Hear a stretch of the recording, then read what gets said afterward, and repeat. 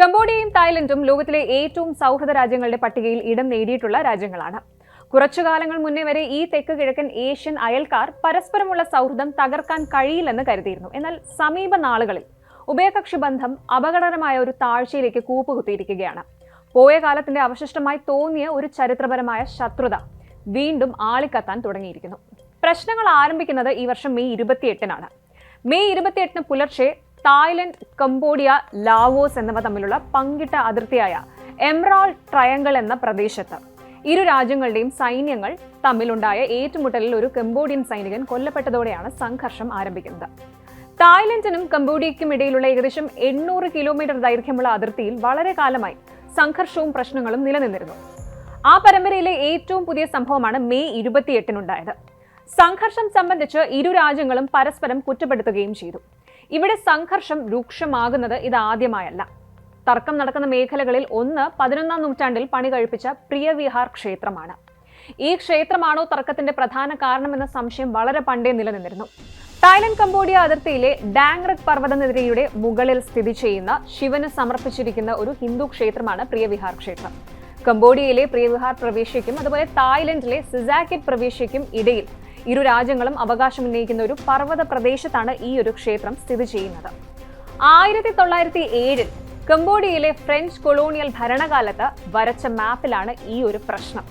ക്ഷേത്രത്തിനും പരിസര പ്രദേശങ്ങൾക്കും മേലുള്ള അവകാശവാദം ഉന്നയിക്കാൻ കംബോഡിയ ഈ ഒരു ഭൂപടം എന്നും ഉപയോഗിച്ചിരുന്നു. എന്നാൽ ഭൂപടം വ്യക്തമല്ലെന്നും ഒരിക്കലും ഔദ്യോഗികമായി അംഗീകരിച്ചതല്ല എന്നും തായ്ലൻഡ് അവകാശപ്പെടുന്നു.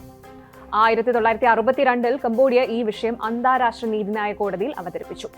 കംബോഡിയയ്ക്ക് അനുകൂലമായിരുന്നു കോടതി വിധി. ക്ഷേത്രം കംബോഡിയൻ പ്രദേശത്താണെന്ന് കോടതി പ്രഖ്യാപിച്ചു. അവിടെ തീർന്നില്ല കാര്യങ്ങൾ. ക്ഷേത്രത്തിന് ചുറ്റുമുള്ള ഏകദേശം 4.6 ചതുരശ്ര കിലോമീറ്റർ പ്രദേശം ഇപ്പോഴും അനിശ്ചിതത്വത്തിലാണെന്ന് തായ്ലൻഡ് വാദിച്ചു. ഇനി പ്രിയവിഹാർ ക്ഷേത്രത്തെ യുനെസ്കോയുടെ ലോക പൈതൃക പട്ടികയിൽ ഉൾപ്പെടുത്തുന്നതിൽ 2008-ൽ കംബോഡിയ വിജയിച്ചു. ഇത് തായ്ലൻഡിനെ പ്രകോപിപ്പിക്കുകയും വീണ്ടും സംഘർഷത്തിന് കാരണമാവുകയും ചെയ്തു. 2011-ൽ ഇരു രാജ്യങ്ങളും തമ്മിൽ കടുത്ത സംഘർഷമുണ്ടായി. അതിൽ 15 പേർ കൊല്ലപ്പെടുകയും ആയിരക്കണക്കിന് ആളുകളെ മാറ്റിപ്പാർപ്പിക്കുകയും ചെയ്തു എന്നാണ് റിപ്പോർട്ട്. വീണ്ടും അന്താരാഷ്ട്ര നീതിന്യായ കോടതിയുടെ മുമ്പാകെ വന്നു ഈ ഒരു കാര്യം.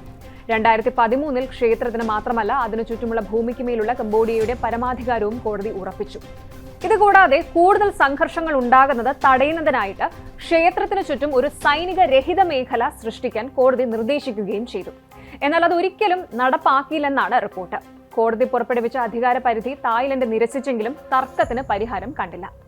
ചോദ്യങ്ങൾ വീണ്ടും ബാക്കിയാണ്. ഈ ഒരു ക്ഷേത്രം നിർമ്മിച്ചത് ആരാണ്? ഒപ്പം എന്താണ് ഇന്ത്യയുമായുള്ള ക്ഷേത്രത്തിന്റെ ബന്ധം? AD 9-ാം നൂറ്റാണ്ടിലാണ് പ്രിയവിഹാർ ക്ഷേത്രം നിർമ്മിക്കപ്പെട്ടത്. എന്നാൽ ഇന്ന് കാണുന്ന പ്രധാന ഘടന പ്രധാനമായും 11-ാം നൂറ്റാണ്ടിൽ ഖമർ സാമ്രാജ്യത്തിന്റെ കാലത്താണ് നിർമ്മിച്ചത്. ചരിത്ര വസ്തുക്കൾ പരിശോധിക്കുമ്പോൾ 1002 മുതൽ 1050 വരെയുള്ള സൂര്യവർമ്മൻ 1-ാമൻ രാജാവിന്റെ കീഴിലാണ് ക്ഷേത്രത്തിന്റെ നിർമ്മാണം ആരംഭിച്ചത്. പിന്നീട് സൂര്യവർമ്മൻ 2-ാമൻ രാജാവ് 1113 മുതൽ 1050 വരെ ഭരിച്ചിരുന്ന കാലയളവിലാണ് ഇത് വിപുലപ്പെടുത്തിയത്. ശിവനാണ് ഈ ക്ഷേത്രത്തിലെ പ്രതിഷ്ഠ. ഈ ക്ഷേത്രം ക്ലാസിക്കൽ ഖമർ വാസ്തുവിദ്യയുടെ മികച്ചൊരു ഉദാഹരണമാണ്. ഇവിടുത്തെ പ്രധാന ആരാധനാ കേന്ദ്രമായ പ്രസാദ് താ മുയൻ തോം മണൽക്കല്ലിലാണ് നിർമ്മിച്ചിരിക്കുന്നത്. ലൈബ്രറികളോടൊപ്പം ഒരു ശിവലിംഗവും ഇവിടെ ഉണ്ടെന്ന് ഒരു റിപ്പോർട്ടിൽ പറയുന്നു. വലിയ സമുച്ചയത്തിൽ യാത്രക്കാർക്ക് അഭയം നൽകുന്നതിനായി നിർമ്മിച്ച മഹായാന ബുദ്ധമത കേന്ദ്രമായ പ്രസാദ് താ മുയനും അവിടുത്തെ പ്രദേശവാസികൾക്കായി ഒരുക്കിയ ആശുപത്രിയായ പ്രസാദ് താ മുയൻ ടോട്ട് എന്നിവയും ഇതിൽ ഉൾപ്പെടുന്നുണ്ട്.